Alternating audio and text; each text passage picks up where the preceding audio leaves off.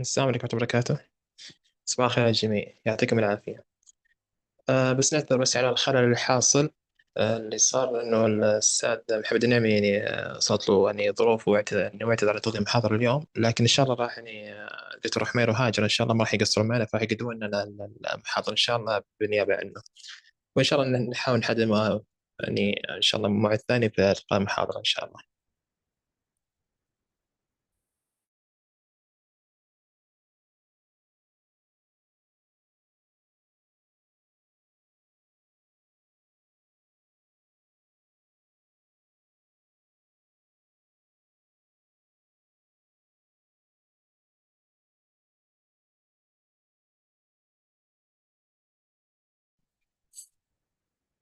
Assalamu alaikum, everybody.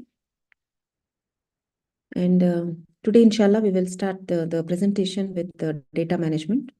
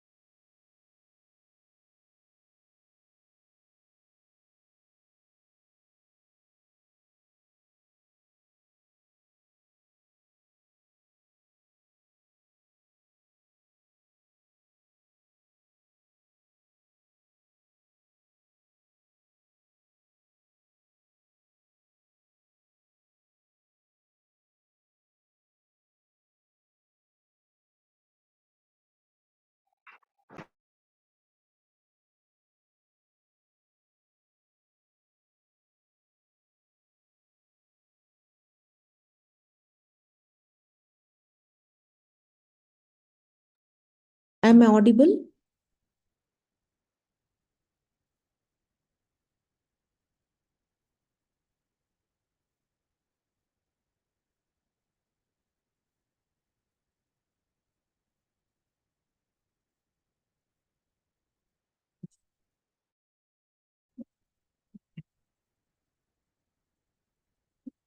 Okay. Let us start with the data. Why we need data? Data is a precious treasure for any organization to develop, to understand, to organize their future functions and operations, and also to take again feedback and also act accordingly related to the data. Whatever we have, we can manage, and then we can take actions. So the data, once it is there, it is in the form of raw form. We have to process it and analyze it, interpret it, and then we have to give it weightage statistically and then mathematically and convert the into figures. And then we have to make reports and analyze and put it into operational. So the data management, it is a process from the start of making a raw material into something which is a shaped, clear, defined operational action. So let us start with the outline of what is data, what is data management, why we need to do data management, what is the goal, objective, and the importance, and what is data life cycle. And we will explain what are the types of data and what do you mean by variables and what are the different types of variables and what principles we have to follow for management of the data, how to document data and what are the requirements to maintain data documentation, how to back up data, and also basics of data presentation. What is data? Any observation or any facts which are not interpreted in the form of raw, just in the values or in the form of qualitative or quantitative available observations or facts, that is called as data. That is raw data. And the same data, if it is analyzed and it will be processed and it is useful for decision making, then it becomes an information. So data is a collection of information or the facts which can be processed, analyzed, and it can be used for various purposes. Data will include variety of information, like it can be demographical, like what is if in the hospital or in the Maracas, if we take some characteristics or variables, age, gender, how many are males, how many are females, how many are pediatric age group, how many are geriatric, how many are diabetics, how many are hypertensives. Like this, we can use varieties of classification in the data information and can use it according to our purpose. And if the data is can be structured or it can be unstructured. Structured, yani it can be organized in a proper format in the database in the form of spreadsheets. Unstructured, it cannot be organized in a predefined manner. We have to convert the unstructured into structured form so it can be better utilized. Finally, after we collect the data and information is processed and structured, the final step will be to analyze the data and interpret, and then we can take decisions related to analysis and interpretation and improve our operations. Any doubts you can ask in between, no problem. So the data management is a cycle. It's actions of start in the form of a cycle, where first the data we have to collect and it has to be generated, and then it will be collected. After collection, it has to be processed and stored and managed, and then analyzed, visualization and interpretation.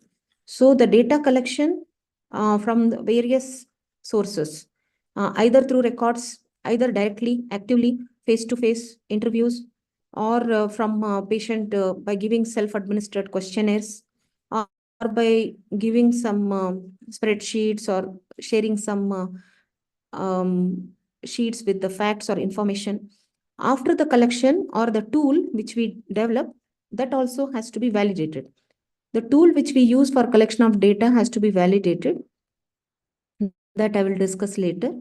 Validation means we have to approve the tool. It should be standardized, it should have no bias, and it should be tested before using the tool. And then we have to process this data, whatever we collected, and the storage of data, and analysis, presentation, illustration, interpretation, then communicate the results, and finally take the decision. So these actions of all this collection to process and decision making, this throughout actions will contribute to the formation of data cycle. What is the objective? What is the goal? Why we need to manage the data? The data, whatever we have, it has to give us benefits in the form of,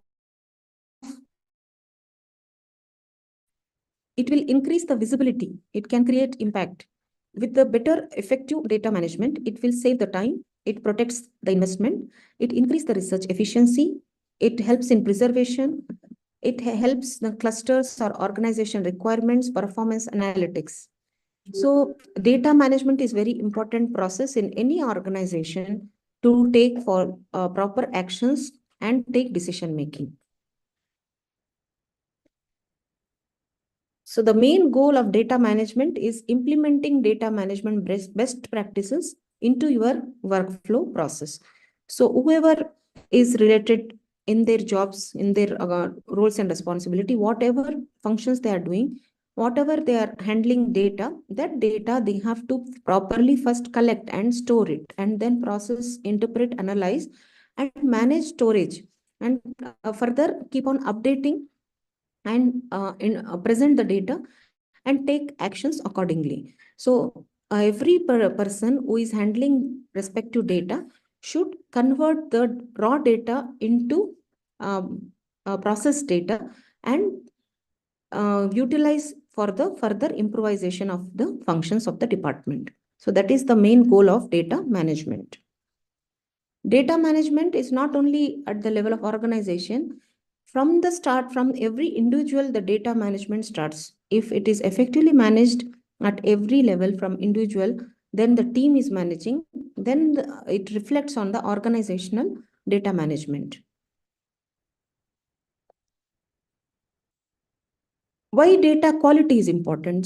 Just if it is unstructured, raw data, and data quality is important. It should be entered with the proper variables, with the proper names, with the proper age, gender, or some mistakes are there, missing of data is there, duplication of same thing, same data is entered again and again, and these things will compromise the data quality.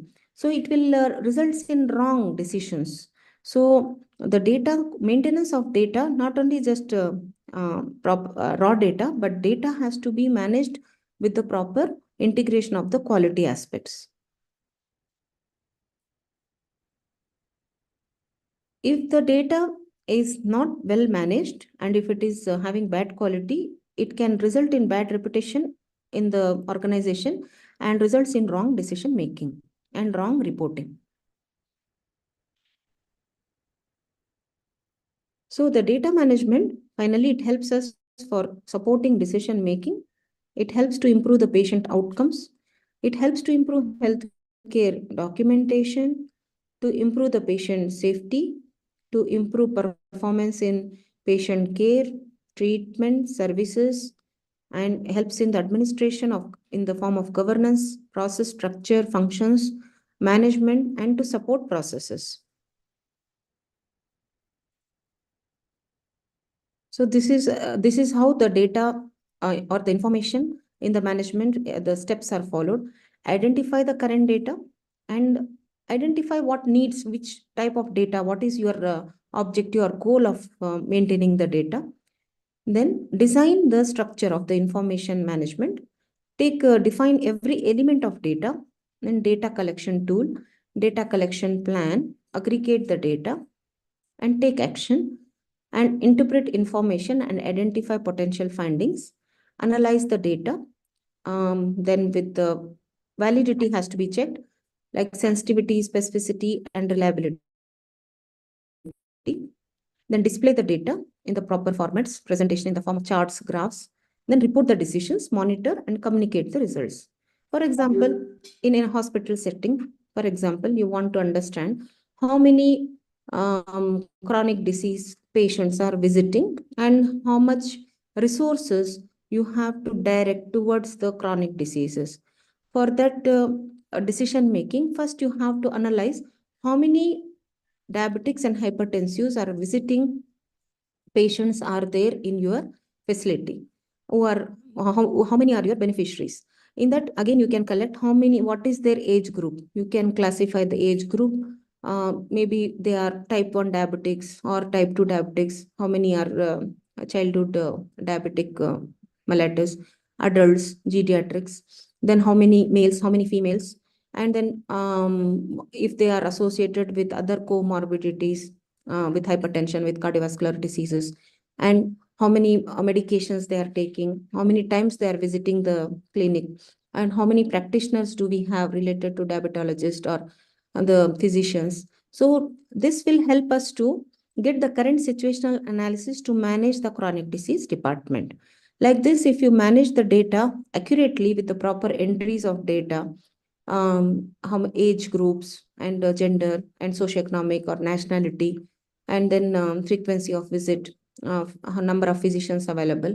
When you collect all this data and then you cross tabulate all these variables and get the analysis, you will get interpretation in the form of understand your baseline characteristics, and accordingly you can plan your resources and develop the clinic or services towards the patient needs. So according to the health need assessment of the community, you can direct your resources for the services of the patients. In that, what you are doing, you are saving the time, you are not wasting your resources, and you are providing the services according to the need, according to the health demand and health needs of the population. So this way, the data management can play a very important role in the management of the services towards the patients, towards the individual families and communities and population. What are the basic concepts we have to keep it in mind related to data? Always the data has to be defined. What data we need? We should first know what is our objective, what is our goal, why, for what purpose we are taking this data, collecting, analyzing before utilizing it. So we can't take all the data. Whole data or every data, whatever we are collecting may not be useful. Only the specific variables, when we cross tabulate and connect them and interpret them, maybe that can be helping us to take decisions. So we have to first analyze what is our goal and objective related to data management, and we have to focus on information which helps us to develop care for the whole population, for the whole group or whole area, not only individually. And the processes of the data management has not to do at one time. It has to be continuously monitored, and outcomes also we have to keep on monitoring regularly, so that we have to modify changes in every time. Maybe we may get different interpretation, so according to that we have to take actions differently different time. And also we have to take care of cost and quality in the terms of data management. This should not be compromised.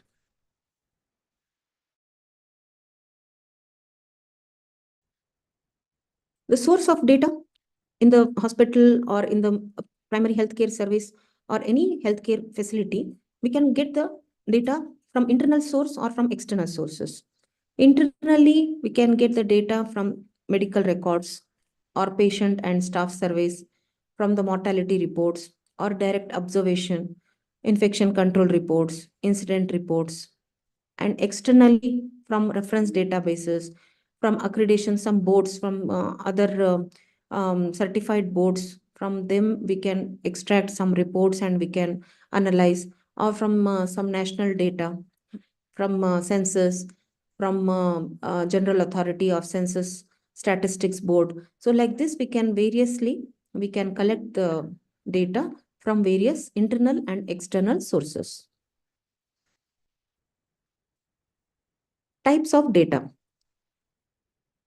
Data is classified broadly into qualitative data and quantitative data.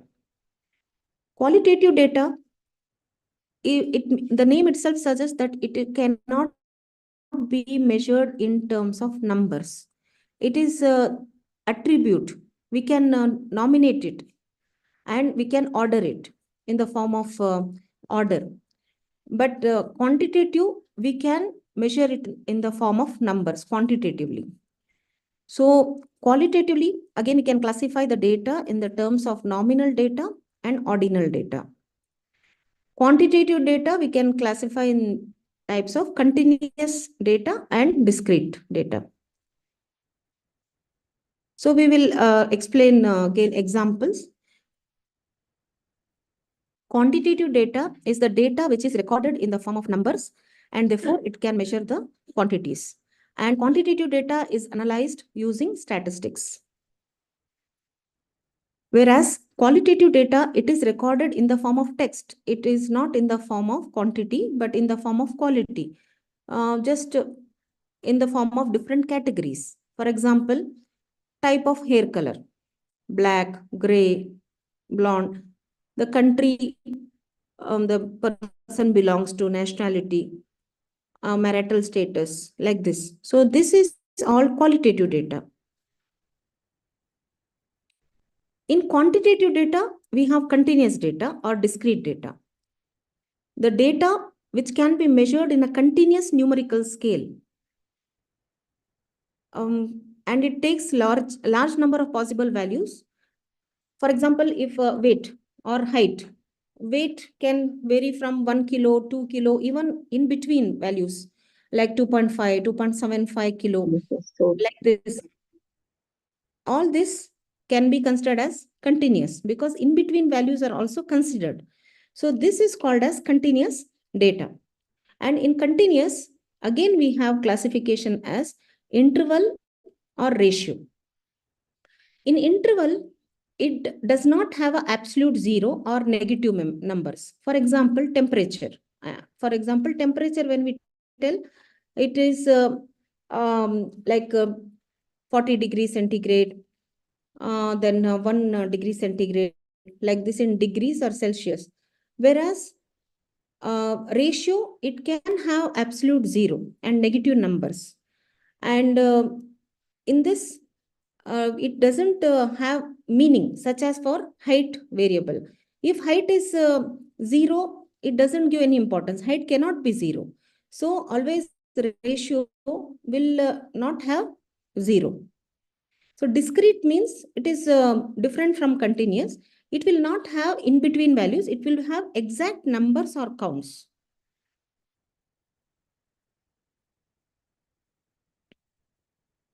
Just I'll tell you examples.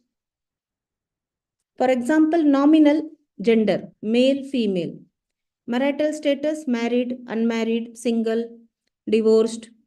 Eye color, blood type, B positive, AB, O. So these are all nominal, that is qualitative data.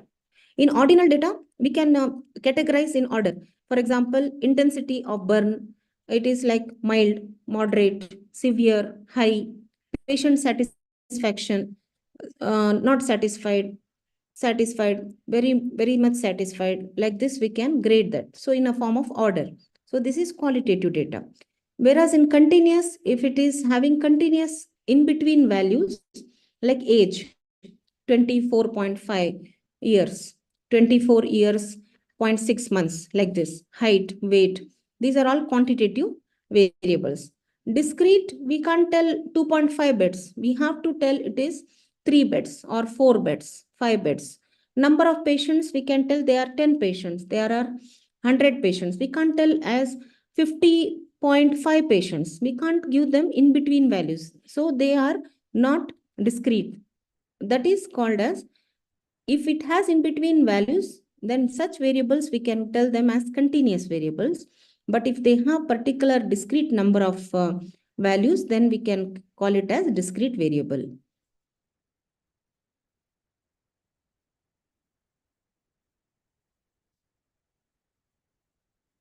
The data not only can be collected in the form of records or interviews, also there are other types of data which can be collected in the form of geographical, geospatial aspect from observation, in the form of audios, videos, digital imaging, documentation, scripts, coded software data, documentation of lab reports, written observations. That also can be one of the types of data.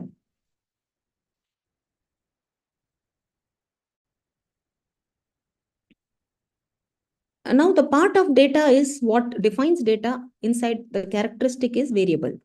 So any characteristic which forms data, that varies from person to person and from time to time, and it can be measured and it can be recorded. All these characteristics, they are called as variables. For example, age is a variable, height is a variable, color is a variable, climate, or anything, whatever we are measuring in the data management process, that is called as a variable.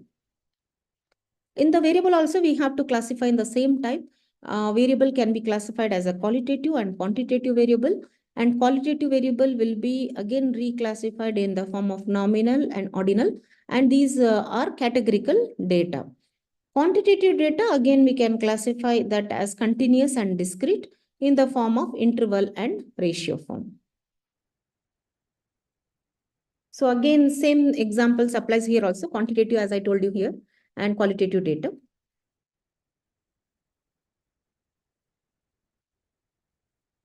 When we have variables in the form of two possible values, then we can tell it as binary variable or dichotomous variable. Example, we can have weight less than 80 kilo, more than 80 kilo, gender, male or female, obese, not obese. So if we have two possible values, they can be defined as dichotomous variable. But if the variable has more than two possible values, then it can be described as polyautomous variable. Example, body mass index. It has varieties of variables. Serum cholesterol, weight, height. So we have now gone through what is data, what are the basic concepts of data, why we need to manage data, and what are the types of data and types of variables. Now coming to principles of data collection. When we are collecting the data, we have to follow some rules. These are, as I've told you, we have to not compromise related to data quality.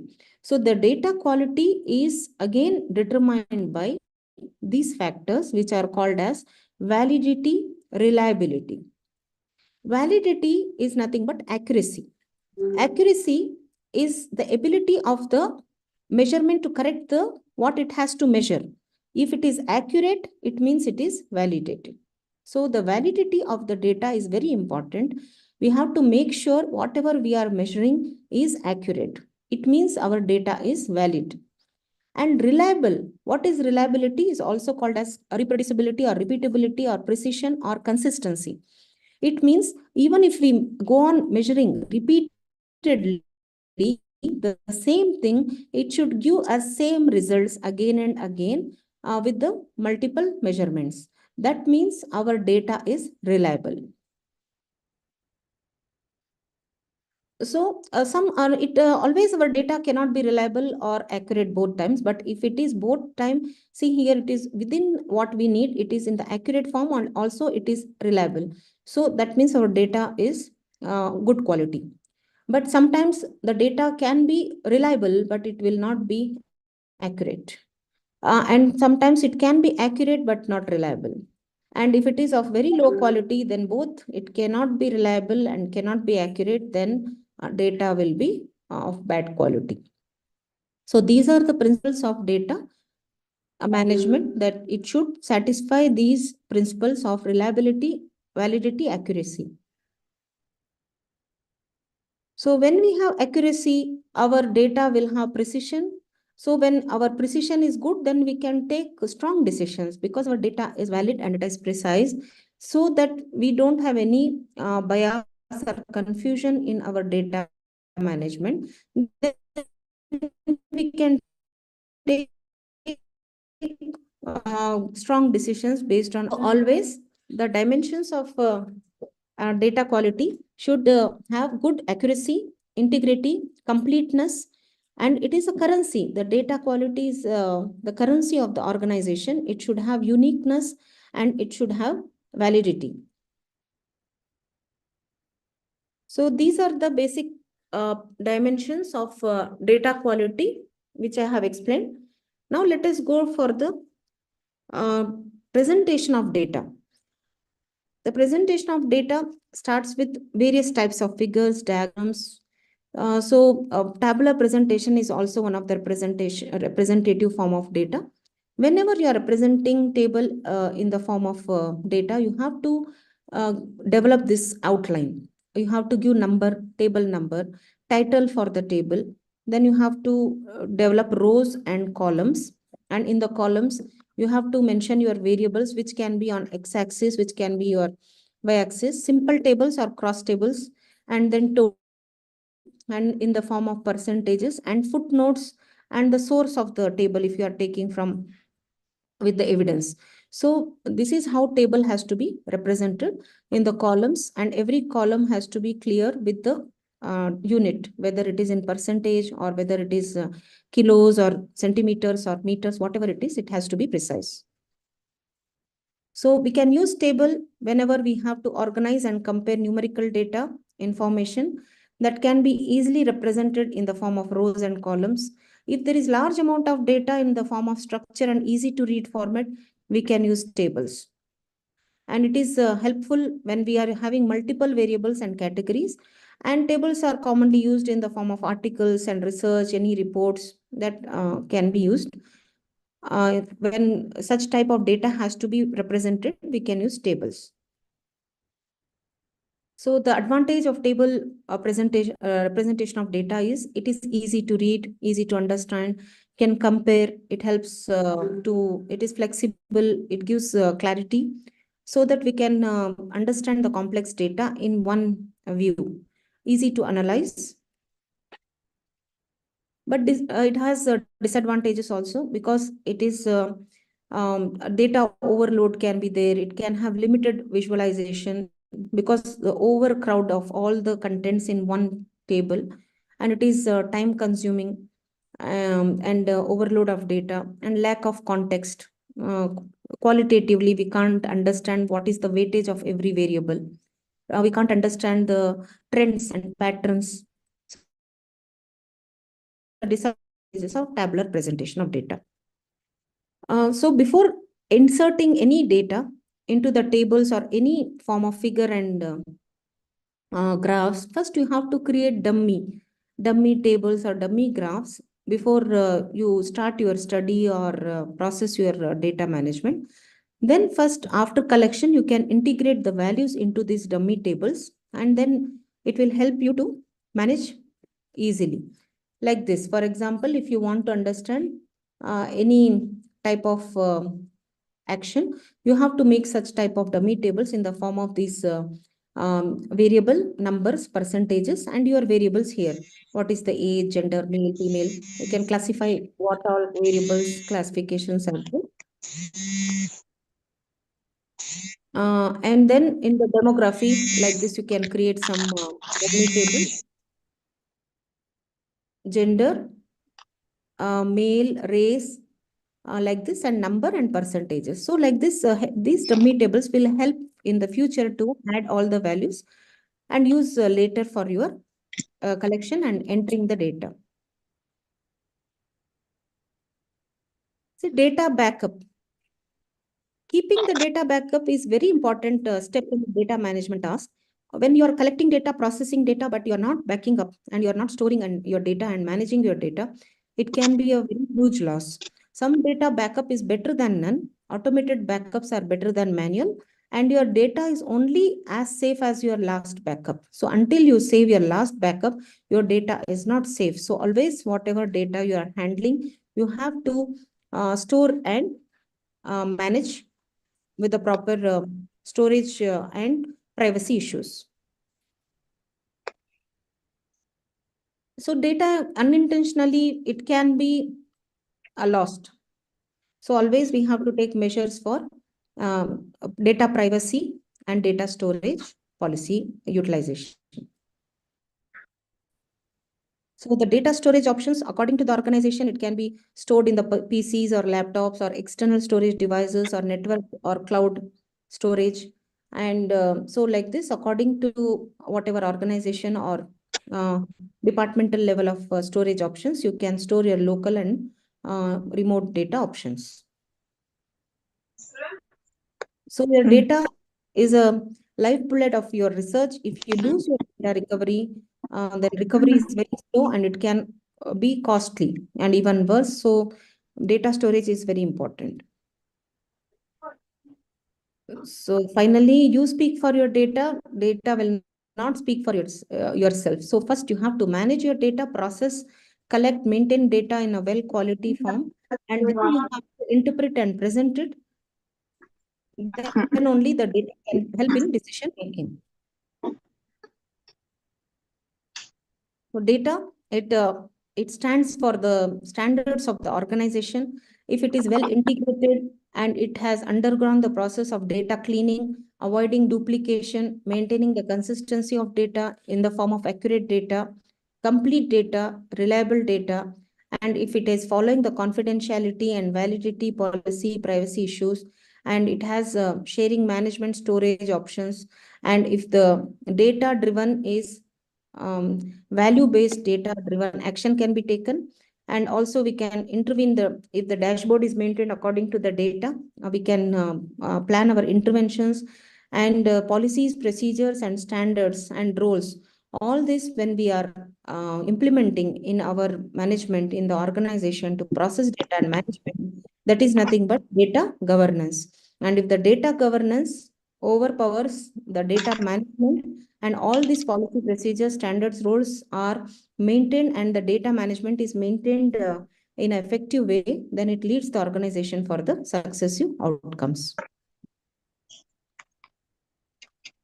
So always first the important things are understand the concepts of basics of data to maintain high quality data, and it requires good training of all the staffs is essential to manage data effectively. and supportive decision and teamwork is very important for effective data quality, collection, processing, and data management and storage. Thank you very much for the patient listening. Any doubts?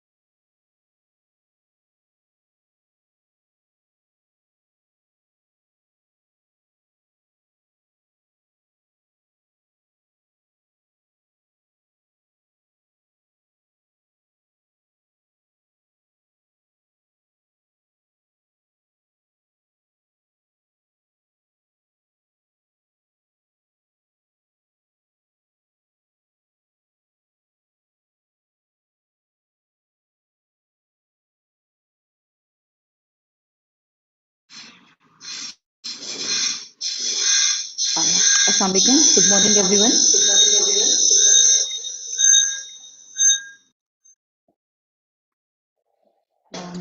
I'm Dr. Humera. My next presentation is data presentation and analysis. My voice is clear. If everybody is able to hear.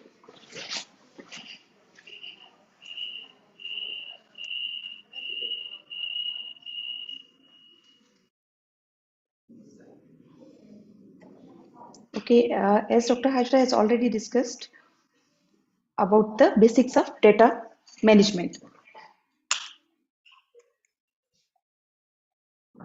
So I will go for the data analysis and presentation. This is very important how you are, once you have got the data and you have managed your data, after that you have to analyze and interpret the results to make effective decision making.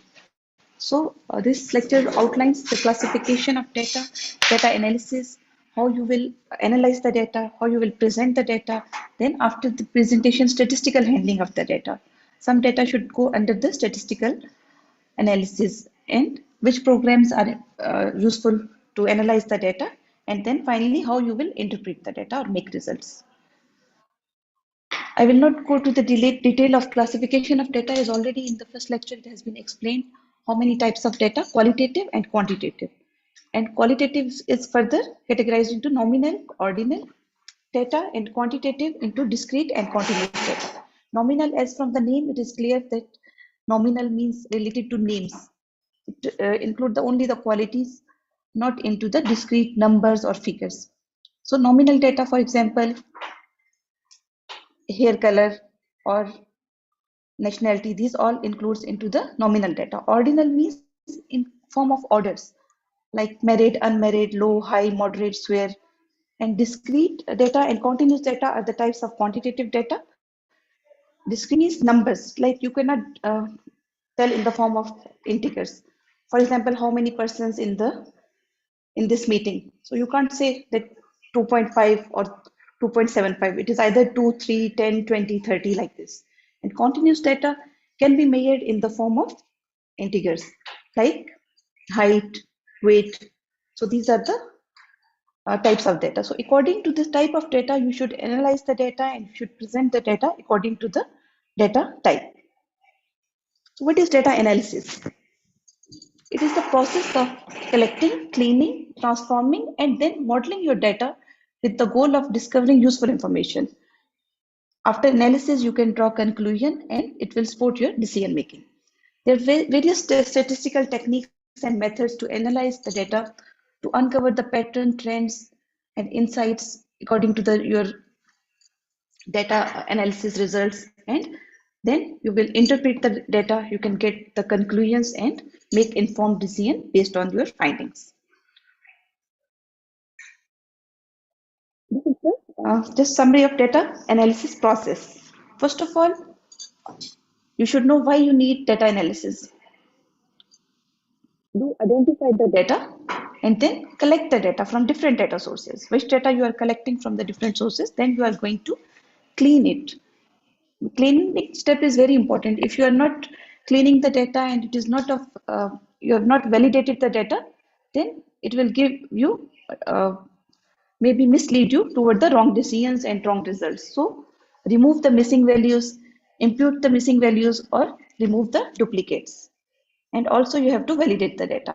After the validation of the data, then do the analysis of the data. It can be descriptive or inferential analysis. And finally, write the report and interpret your results to present to your higher authorities to make informed decision making. What is the purpose of data? Why you need data analysis? It is to obtain the usable and useful. You have to use it and get benefits from it. Irrespective of whether the data is qualitative or quantitative, you have to describe and summarize the data. Then you have to identify the trends and patterns, how you will present in the form of data presentation. Then compare it with the standards or the benchmarks. From that, you can identify either it is reached the standard or benchmark, need improvements. You can create the improvement projects and accordingly you can plan. And you can forecast the outcomes after the data analysis. And finally, I already told that you can make the informed decisions. So how you will know which calculation you will use? It depends upon what you want to know. If you want to know the number of individuals for anything who have answered the surveys, so you will see the frequency. If you want to see the proportion of the people, then you will go for percentages.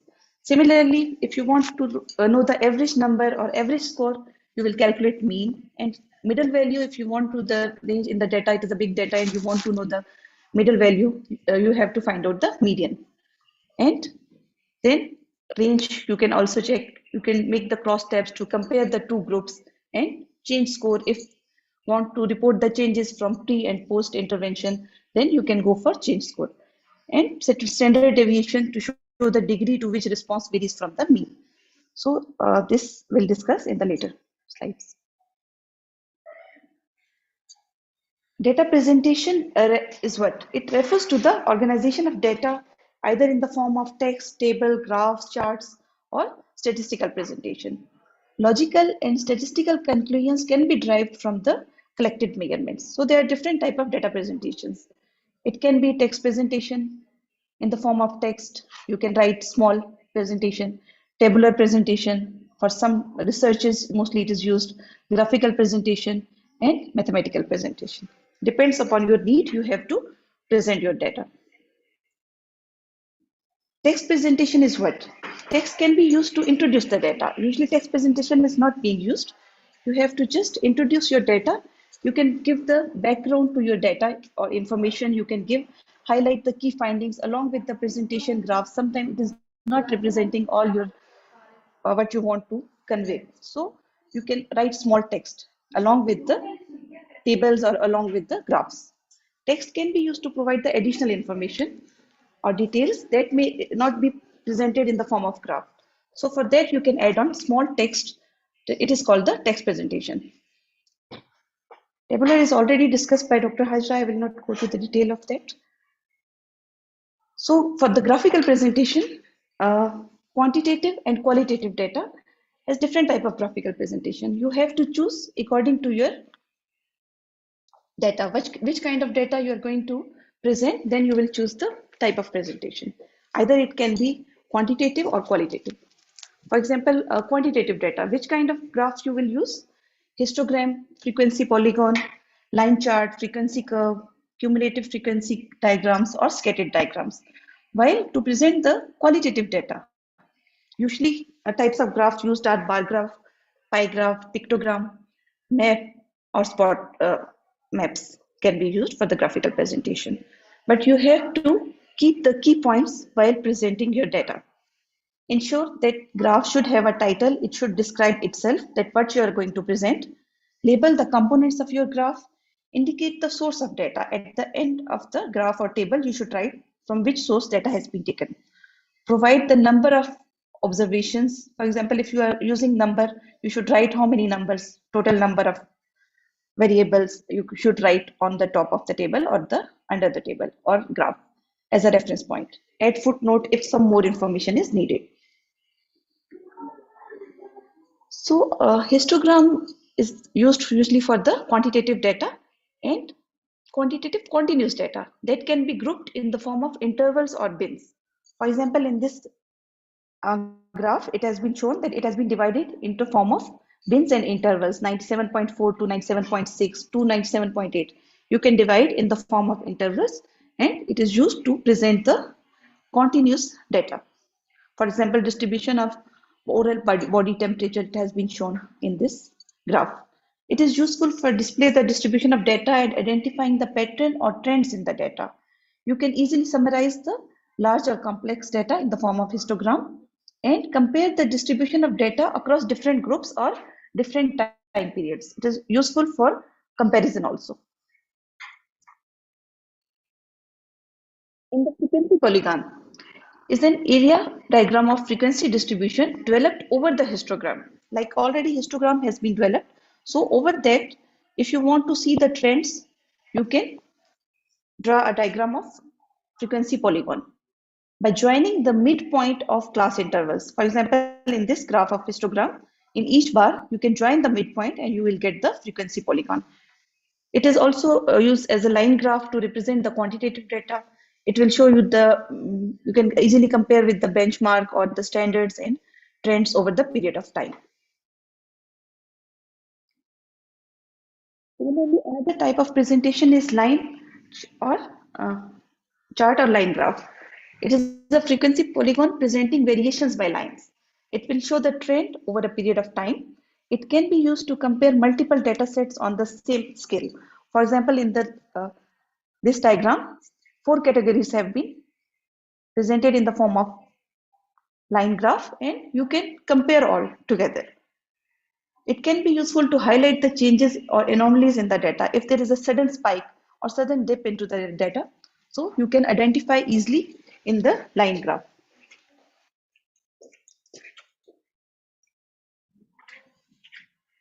This is cumulative frequency diagram. We call it OGIF diagram also. It is used for visualizing the cumulative frequency distribution of data set. And this is also a type of line graph, and that will present the cumulative frequency of your data values. Similarly, frequency curve, it is usually used to see the distribution of the data. Frequency polygon loses its angulation in the form of curve. In the later slides, I will discuss this. What is the distribution of data, how you can find it, how it is useful. Scattered or dot diagram is another type of the data presentation. It is called a correlational diagram also, to depict or find out the relationship between two quantitative variables. In this, vertical line should be dependent on the outcome variable, and horizontal should be the either one is dependent and one is outcome variable. Imaginary lines are drawn, and here you can see the distribution of data, how much it is distributed, either they are related or not related. The relationship between two variables you can find by scattered diagram. Bar graph is most commonly used type of data presentation. It is useful for visualizing the comparison of magnitude of different frequencies in the discrete data. Either it is horizontal or in the form of vertical bars. You can find out the comparison between two or more than two categories. It can be used to highlight the trends or patterns within the data, changes in the values.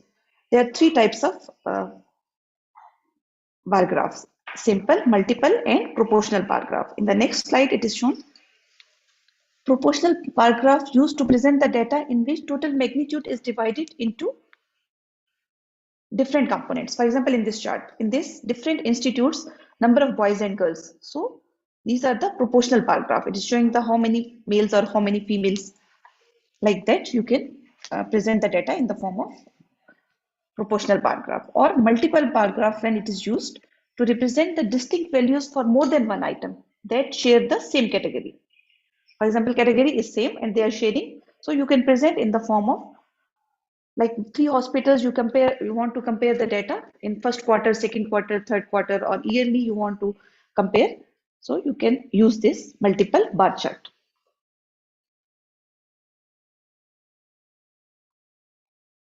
Is it clear? If any questions or anything, you can ask in between. Okay. Next kind of presentation is pie graph. It is used for the presentation of discrete data or qualitative data, or it depends on how many variables you are going to present. Not more than 5 are used for the pie graph. It is mutually exclusive within total of 100%. For example, percentages you can easily present in the form of pie graph, and it will show clearly how much percentage according to your data variables. For example, mortality data is shown in this pie graph. How many people died of accident, pneumonia, and dengue. So you can present in the form of presentation percentages in the pie graph. It is a good way of displaying data when you want to show how something is shared or divided. So then you can use the pie graph. Another type of presentation is radar chart. It displays multivariate data stacked on axis with the same central point. The chart features 3 or more quantitative variables for the comparison. These variables are known as radii, useful tool for presenting complex data in a clear and concise format that can be easily interpreted. For example, if you want to measure the culture, so for that culture of your organization, you can present in the form of radar chart. And dashboards are very useful to present large amount of data in a concise and easily understandable manner, particularly used when there are multiple data sources you have to integrate and analyze in the real time. So it will provide you the quick review of key KPIs and help to identify the trends and patterns in the data. So this is very important and useful nowadays for the organization to create the dashboard, and you can easily visualize, and it can be you can make the decisions, or according to that you can see and present the data in the form of dashboards. But for that data should be integrated. So that's all for the data presentation. Next is in the graphical presentation. Next comes the statistical presentation of data. So there are different types of statistical presentation of data.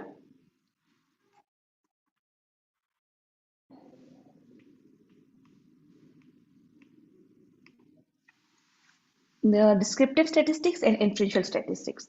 Descriptive statistics include measures of central tendency and measures of dispersion, while inferential statistics are parametric test and non-parametric test.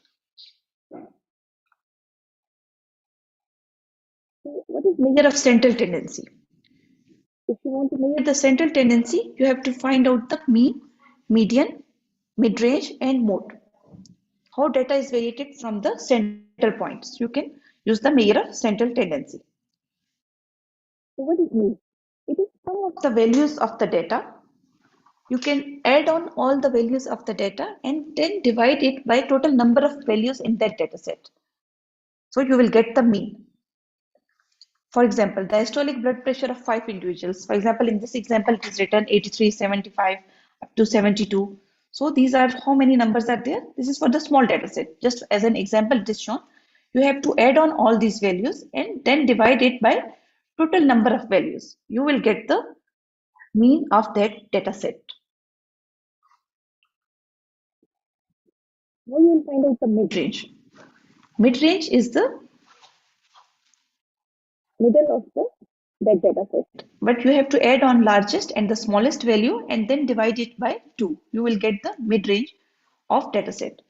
For example, in this table, it is shown the weight and frequency. So weight is lowest value is 30 and highest is 50.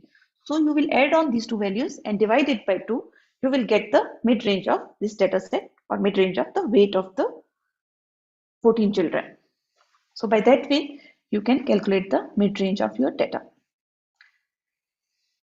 Similarly, you should know the central tendency of data because it can be done in the nowadays different statistical programs or even in the Excel you can do this. But you should know what actually the concepts of what is mean, median, mode. So according to that, you can analyze and interpret your results. Median is the central value of set of observation. When you cannot find the randomly, if the data set is arranged in a random way, not in the ascending or descending order, you will find the wrong median value. So first you have to arrange the data either in the form of ascending order or descending order. And then there are two methods of finding out the median. If the number of data set is odd, then you will add 1 into that number of data set and divide it by 2. You will get the median. And if the number of set is even, then middle values you will find out by dividing number of values with 2 and then number of values with 2 and plus 1. You will get the two values. So after this, you will get the average of these two values, add these two values and divide it by 2. You will get the median. I will show in the next slide the examples.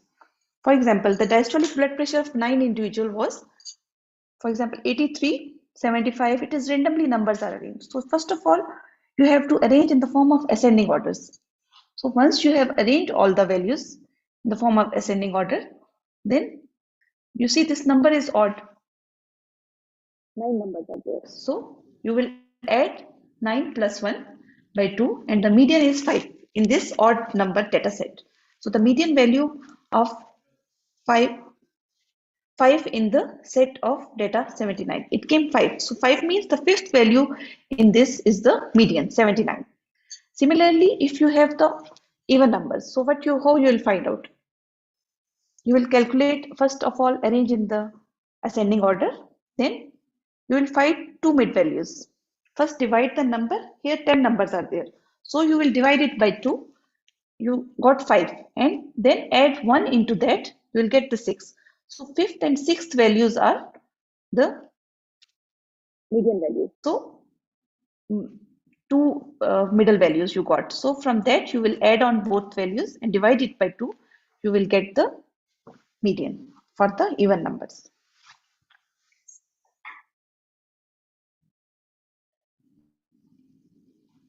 If any doubts or anything, you can ask. Next is the mode. Mode is the most frequently occurring value in a series of data. It may not exist. Sometimes there is no recurring value in the data set. So it has no mode. We will call it non-modal data. But it can be unimodal, bimodal, trimodal. For example, in the first example, in this, it has two modes. 4 repeated twice and 7. So then you have to find out the two numbers and divide it by 2 or average of the two modes, you will get the mode of this data set. And in another example, 3, 5, 8, 10, 12, is there any mode in this data? There is no mode. There is no repetition of the numbers. So this data set is no mode. So similarly, you will find out the mode. After the central tendency comes the measures of dispersion. These are used to measure the extent of spread or dispersion of a set of observation around the mean. First was what is the mean or median, and these are the central tendencies. Now if you want to see the dispersion from the mean, so these are called the measures of dispersion. The measures of dispersions includes range, mean deviation, variance and standard deviation. What is range? First you find out in the measure of central tendency mid-range. This is range. Range is difference between highest and lowest value.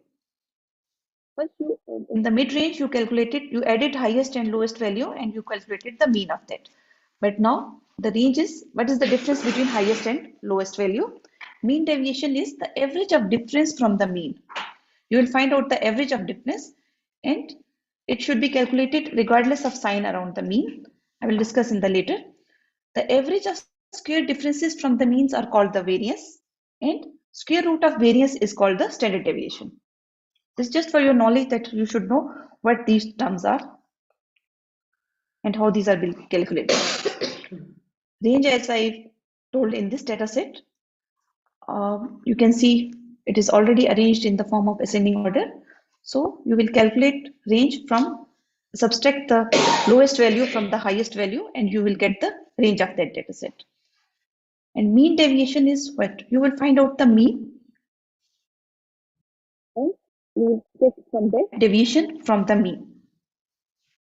The mean is 35 total. You have to add and divide it by number of observations in the data set.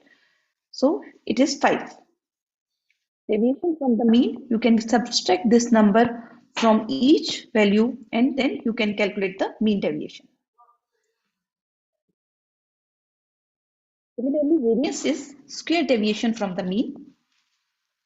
Like this, you can see this is 9 is 410. This is all the squared values of the this data set, and divided by n minus 1. Total number of data was 7, so subtracted 1 from that, and you got the variance. And when you will find out the square root of this will be the standard deviation.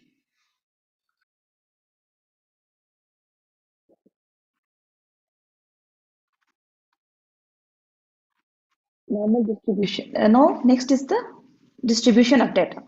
You have to see how is your data is distributed. Either it is normal distribution or not the normal distribution. So if the data is normally distributed, so maximum values are lying within the 1 standard deviation of the mean, or 2 or 3 standard deviation of the mean. So it means that your data is normally distributed. So statistical test can be used depend on how your data is distributed. If mean, median, and mode are coinciding, so there will be a symmetrical graph like this, and you can say that your data is normally distributed. It should be a bell-shaped, and based on the mean and the standard deviation, mean, median, and mode are equal. But when your data is not symmetrically distributed, it is asymmetrical distribution. Either it is rightly skewed or towards the left skewed. Like in this graph presentation, you can see in this here it is negatively skewed or left skewed. It means mean is less than median and median is less than mode. So this is called the negatively skewed or asymmetrical distribution. Similarly, if positively skewed means mean is more than median and median is more than mode. So it is positively skewed. Why you want to do the measures of centered dispersion? Why do you have to check? To see, because there's large data are there, so you have to find out either you can like apply the results to the population. So you have to see, is it normally distributed or not? Then according to that, you have to go for the statistical test, and you can find out your results or the dispersion, how it is dispersed. Standard deviation is most commonly used and most appropriate measure of dispersion. It is, as already discussed, it is root mean square root of the values from their mean, or the square root of variance, you can also call it. This is the formula. It can be applied in different API calculators or in different programs. You can calculate this. And how you will interpret. A large standard deviations mean your data points are far away from the mean. If your standard deviation is small, it shows that they are clustered closely towards the mean. It will summarize the deviation of large distribution from the mean, and whether the variance of difference of individual from the mean is by chance, or it is by chance, or it is by error. So you can easily find out. It will help you to find the standard error and find the suitable size of sampling for the valid conclusions. If you are going to draw the sample size, either it is giving the valid conclusions or not. It depends on your standard deviation. Similarly, another statistical test is coefficient of variation. It is a measure used to compare the variability. It is a unit-free measure to compare the dispersion of one variable with another. If you want to see the dispersion, not from the mean, from one variable to the other, you will use the coefficient of variation. It is expressed as percentage of mean, and this is the formula for that. You can divide the standard deviation by mean and multiply by 100. You will get the percentage of standard deviation from the mean. This is called the coefficient of variance. This table summarizes the tests of the statistical significance, which tests are applicable to which kind of data and which kind of distribution. For example, if your distribution is normal and quantitative data, so parametric tests are used. But if you're, as already discussed, the asymmetrical distribution, either it is positive or negative, and qualitative data, non-parametric tests are mostly used for this. And what are the parametric tests? Mean, standard deviation, or t-test or ANOVA test can be used. Non-parametric, sign test, chi-square, or other further advanced tests. You can go for Wilcoxon test or so on. Tests of statistical significance are used to test between the two groups if it is unlikely to have occurred by chance. For example, if you want to compare the means, you can go for the t-test. And to compare the number of, for example, if you want to show the in the performance metrics for a random sample of employees before and after the training program, you can go for the t-test. And chi-square comparing ratio usually used for compare the ratios to compare the number of surgical infections between two types of surgical procedures. These are the ratios. So you can compare the rate of healthcare associated infections. You can go for the chi-square test. For comparing the two distributions, or you can go for the correlational analysis between two quantitative or the continuous variable. As already shown in the data presentation, that scattered diagram is used for correlational analysis, and it measures the degree or strength of relationship between two distributions. Either it can be positive, moderate, or strong positive, or weak positive correlation. For example, if it is range from -1 to +1. So strength of correlation, how you will tell? 0 is less than R, and if it's 0 to 0.3, it means weak positive correlation. And if 0 to minus 0.3, it will be weak negative correlation. Similarly, you can find out the strength of correlation. In the diagram, it will be clear. For example, here you can see in the scattered diagram, there is a positive correlation between two variables, x and y. In the diagram, it is showing that one is raised and other is also raised. For example, in the if you are going to increase the physical activity, so for example, if you are going to do for the smoking or cancer patient, you can see there is two variables you want to compare. So if smoking is increased, the chances of lung cancer will increase. So simultaneously, if one thing is increased and other is decreased, this is negative correlation. For example, in the cardiac patient, if you want to see the if physical activity or healthy behaviors are more, and risk of cardiovascular disease is getting reduced. So there is negative correlation between these two variables. Sometimes there is no correlation between two variables. For example, if you want to check the relationship of T with the cardiovascular disease or any other disease, that you will find out in the result after the analysis there is no relationship. So diagram will be like this. Or this is the scale from -1 to +1. Positive correlation will be 0 to +1 and negative will be 0 to -1. Accordingly, you can grade into weak to strong. These are the different statistical programs that can be used for the data analysis. No need to go by the calculator or these things. You have to present a lot of huge data. So if you have the statistical programs, you can easily analyze the data. Epi calculator can be used to do the simple analysis from that, but it does not allow you to import the data into that. Data cannot be imported. So that will be a challenge. Similarly, another program is Apple Info. It is free from CDC, but it is not user-friendly. SPSS for Windows is the most commonly used, most friendly software for data analysis. Easily to be detailed, higher-end data analysis, excellent graphics you can get from there. Errors can be committed. These are the disadvantages. And also easy to change data without being aware of it. Sometimes you are doing the data entry and data is automatically sometimes it is getting changed. So these are the disadvantages, and cost is also a factor for this. Stata is another statistical program, but there is the programming language to make it more efficient need to be learned. If you learn the programming language, it will be best for use. It is versatile and efficient.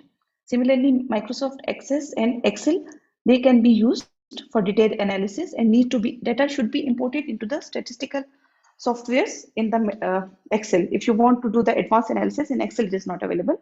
But simple things you can calculate easily. It is easy to allow the data to be entered, but labeling and valid values cannot be entered in the Excel. There are some disadvantages for each statistical program. So SPS is most commonly used and it is most recommended. So once you have analyzed the data, for example, this is the data you have, it is went through the statistical analysis. After that, what you have to do? Analyze the data in order and interpret to communicate it in a meaningful way with your selected audiences. If this data you are going to present, it is not showing, it will not give any information to the stakeholders to whom you are communicating. So once it is interpreted in this form and then synthesize the results, it will show the clear picture yet that you have presented data in a proper way. Interpretation is the process of making sense of the analyzed data and drawing meaningful conclusions from it. It involves extracting insight, understand the implication of the findings, and communicating the results to the others. It helps you to provide context to the data and meaning to the analyzed data. So these are the take-home messages. That decision based on the evidence lead to better health outcomes. High quality information is needed for decision making. Purpose of data analysis is not just to produce more information, but to inform the actions. And strong decision making and management rely on high quality data. Without information, it is difficult to make an effective decision or manage shifts in a program.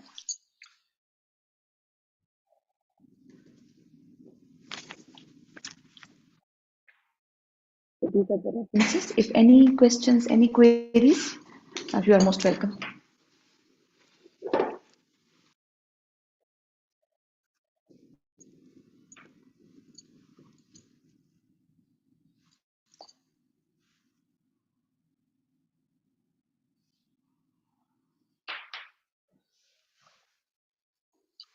Any questions, any doubts?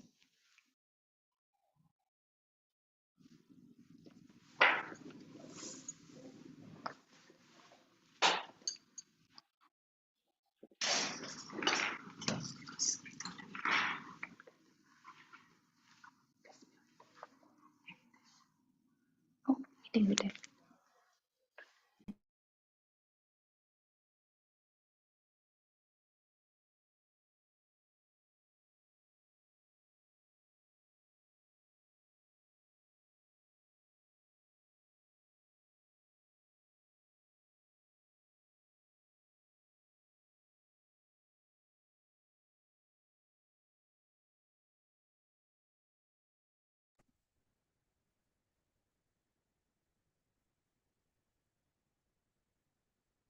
Yeah, Assalamu alaikum. Just now we have concluded with the two presentations related to data management, basic concepts, and also the data presentation and the basics of data analysis interpretation. Now to conclude, we have to conclude with another part, that is what are the ethical considerations to be considered when you are managing your data in the process of data management. So let us have a short discussion related to ethical considerations.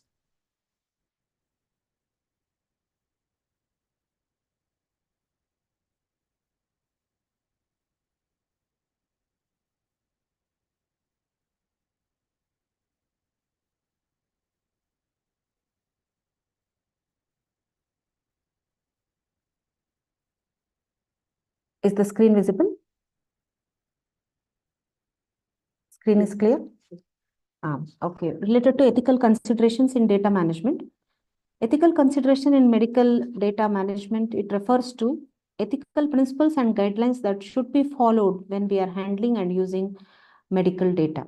These considerations are very crucial because we are handling confidential data, sensitive data, So we have to ensure the privacy, confidentiality, and security issues of the patient's health information.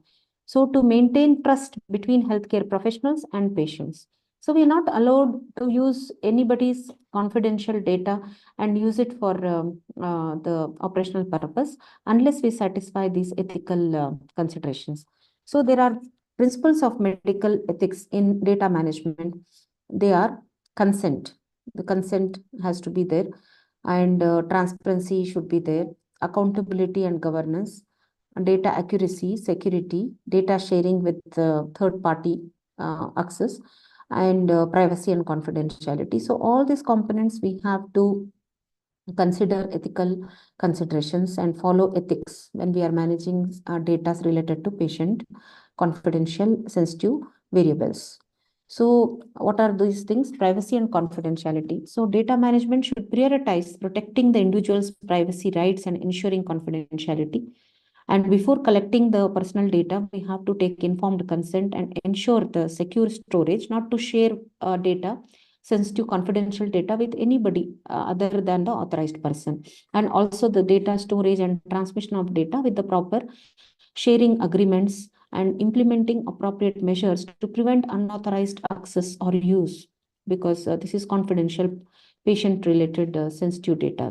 So consent, always informed consent has to be taken when we are taking some active data face to face or administered questionnaire. Before collecting, using and sharing data, policies and protocols have to be practiced.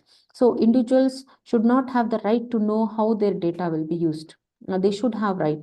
They should be informed that why we are using this data and how we can use, and their confidential aspects will not be disclosed. For example, if they are diagnosis results or any lab results related to diseases, if they are related data with the infectious diseases, HIV, hepatitis, all these protocols of confidentiality and consent has to be practiced.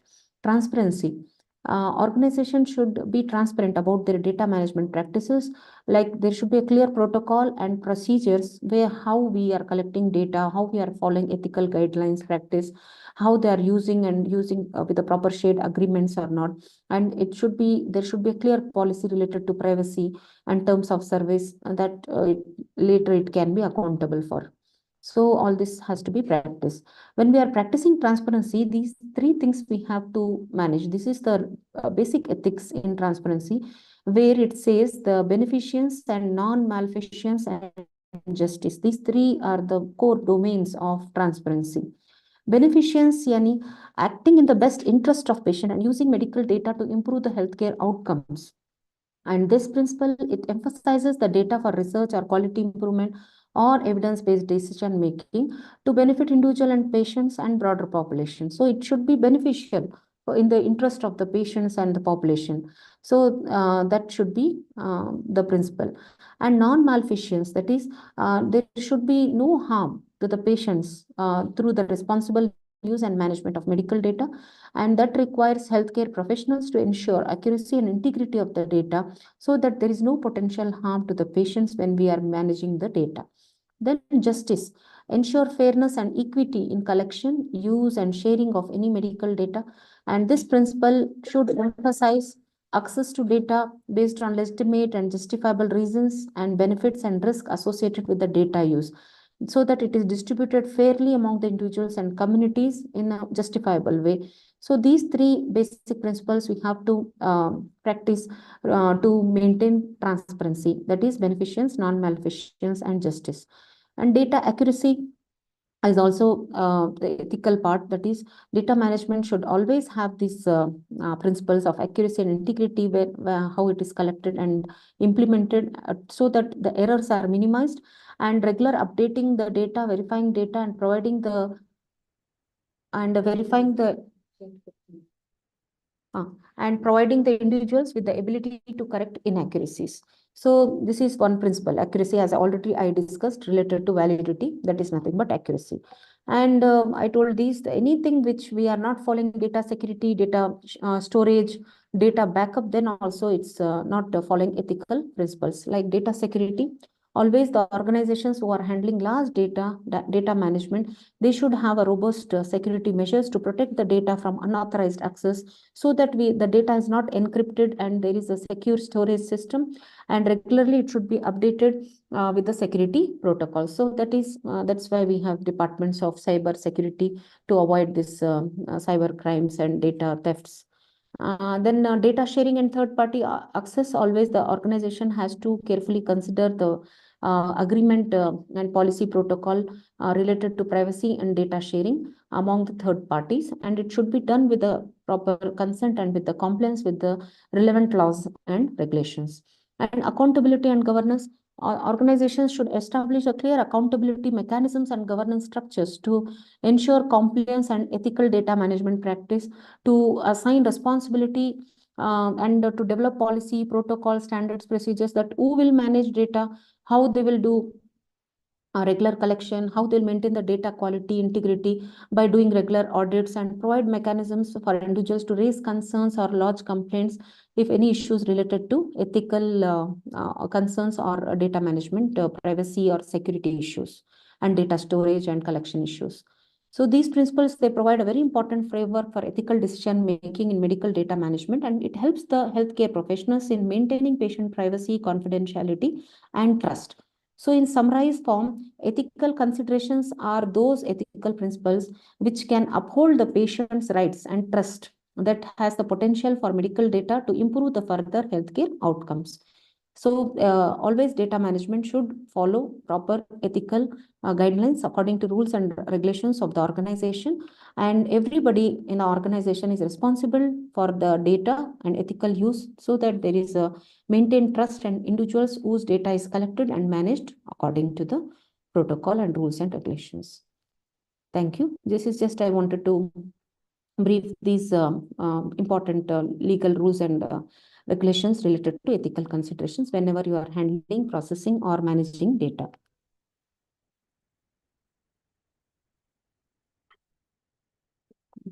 Okay, I could see that.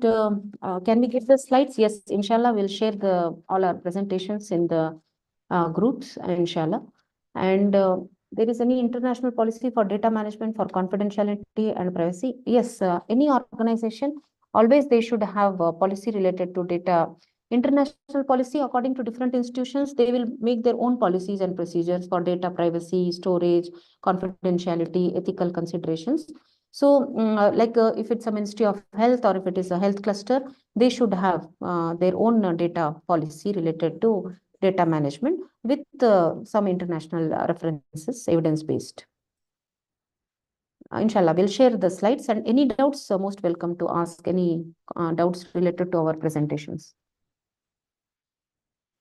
Yeah, related to the certificate, we'll discuss with the administrative sections and let you know if there is any a certificate available for this attendance. Thank you for the attendance.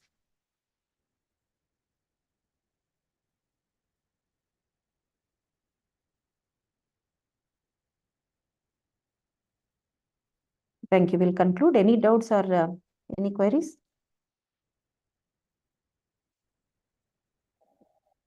Thank you all for your participation. Assalamu alaikum.